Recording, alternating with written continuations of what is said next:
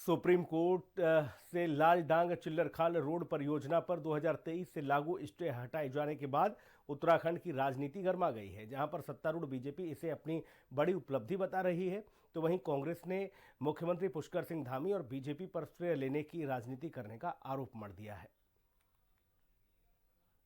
बहुप्रतीक्षित Laldang Chillarkhal road project को supreme court से हरी झंडी मिल गई है। इस प्रोजेक्ट पर जो स्टे लगा था वो सुप्रीम कोर्ट ने हटाकर उत्तराखंड की जनता को बड़ी राहत दी है। लेकिन इस बीच बीजेपी और कांग्रेस के बीच श्रेय लेने की होड़ लग गई है। एक तरफ सत्ताधारी लोगों का ये कहना है कि सीएम धामी और सरकार द्वारा जो पैरवी रखी गई उसी का ये कारण है कि अब इससे राहत मिली है और इससे स्टे हटाया गया। वहीं दूसरी ओर कांग्रेस का ये कहना है कि सरकार इतने वर्षों से यहाँ पर काम कर रही है, लेकिन उनकी पैरवी इतनी कमजोर थी कि अभी तक इस पर हरी झंडी नहीं लग पाई थी। गढ़वाल से सांसद अनिल बलूनी ने कहा कि अदालत के फैसले से लंबे समय से अटकी परियोजनाओं का रास्ता साफ हो गया है। इस सड़क के बनने से कोटद्वार की दूरी करीब 22 किलोमीटर कम हो जाएगी और लोगों को अपने ही राज्य में आने जाने के लिए दूसरे राज्यों का चक्कर नहीं लगाना पड़ेगा। ये मार्ग राजाजी नेशनल पार्क क्षेत्र से होकर गुजरता है, जिस कारण पर्यावरणीय अनुमति और कानूनी प्रक्रिया के चलते मामला अटका हुआ था। बलूनी ने बताया कि सुप्रीम कोर्ट ने उनके इंटरवेंशन एप्लीकेशन को स्वीकार करते हुए स्टे हटाने का निर्णय दिया। उन्होंने इसे जनता की जीत बताते हुए कहा कि सड़क बनने से पर्यटन, व्यापार और स्थानीय रोजगार को बढ़ावा मिलेगा। साथ ही उन्होंने अदालत में पक्ष मजबूती से रखने के लिए वरिष्ठ अधिवक्ता और सांसद बांसुरी स्वराज का भी आभार जताया। विधानसभा अध्यक्ष ऋतु खंडूरी ने भी फैसले का स्वागत करते हुए कहा कि वर्षों से लंबित ये मामला अब सुलझ गया है और क्षेत्र के विकास का मार्ग प्रशस्त हुआ है।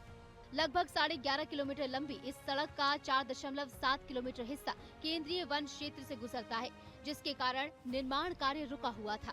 पूरे गढ़वाल लोकसभा के लिए और यूं कहूं कि पूरे उत्तराखंड के लिए बड़ा ही प्रसन्नता का पल है कि एक ऐसा रास्ता जो गढ़वाल के लोग जिसका उपयोग लगातार करते थे और वो बंद पड़ा था, और उसको खोलने को लेकर आज हम लोगों ने एक पिटीशन सुप्रीम कोर्ट में की थी।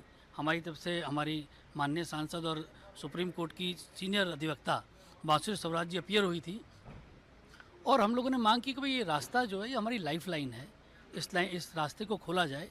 और आज माननीय सुप्रीम कोर्ट ने उसको स्वीकृति दी है। जो वेकेट था उसको वेकेट किया स्टे को।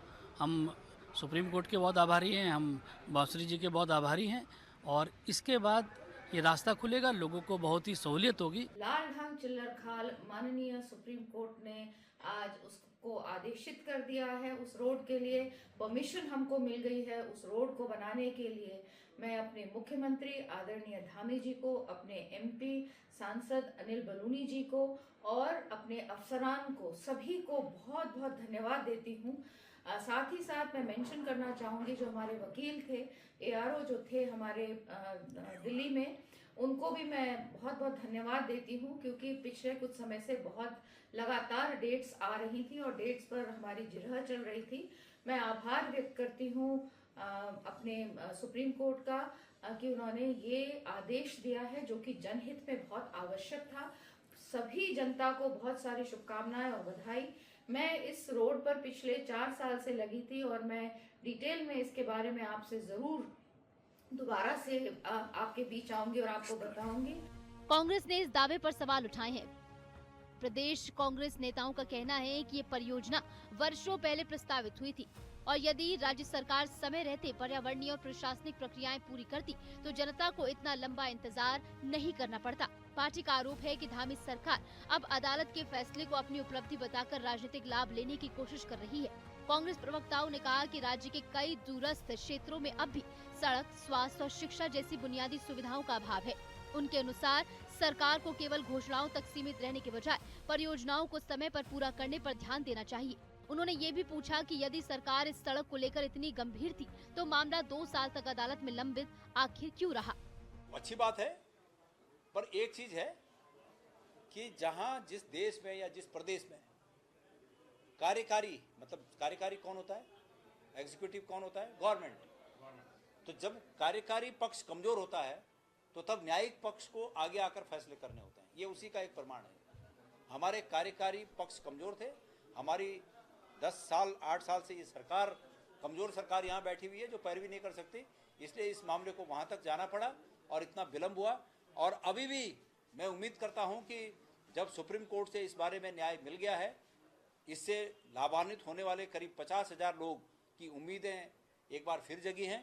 तो मैं उम्मीद करता हूं कि सरकार तत्काल इस पर काम शुरू करे और इस कंडी मार्ग को, चिलरखाल मोटर मार्ग को पूरा करे। इन आरोपों पर मुख्यमंत्री धामी ने सफाई देते हुए कहा कि उनकी सरकार ने लगातार कानूनी और प्रशासनिक स्तर पर प्रयास किए, जिसके परिणाम स्वरूप सुप्रीम कोर्ट से सकारात्मक फैसला आया। उन्होंने कहा कि राज्य सरकार ने सभी पर्यावरणीय मानकों का पालन करते हुए मजबूत पक्ष रखा। ये निर्णय हमारी विकास उन्मुख नीति का प्रमाण है। मुख्यमंत्री ने आगे कहा कि सड़क बनने से करीब 18 गाँव और 40,000 से ज्यादा लोगों को ऑल वेदर कनेक्टिविटी मिलेगी। इससे सामाजिक और आर्थिक गतिविधियों में तेजी आएगी तथा आपातकालीन सेवाओं तक पहुंच आसान होगी। सीएम धामी ने इसे राज्य के संतुलित विकास की दिशा में महत्वपूर्ण कदम बताया। राजनीतिक आरोप प्रत्यारोप के बीच स्थानीय लोगों में फैसले को लेकर उत्साह देखा जा रहा है। क्षेत्रवासियों का मानना है कि सड़क बनने से समय और धन दोनों की बचत होगी और पहाड़ी इलाकों की निर्भरता कम होगी। अब नजर इस बात पर है कि निर्माण कार्य कितनी जल्दी शुरू होता है और सरकार इस बहुप्रतीक्षित परियोजना को तय समय में पूरा कर पाती है या नहीं। इस रोड प्रोजेक्ट के तहत कोटद्वार की दूरी 22 किलोमीटर कम होगी, यात्रा सुगम होगी और 18 गांव में रह रहे हजारों लोगों को बेहतर कनेक्टिविटी मिलेगी। देहरादून से कैमरा पर्सन इलियास अहमद के साथ मैं शुभांगी भट्ट, हिंदी खबर।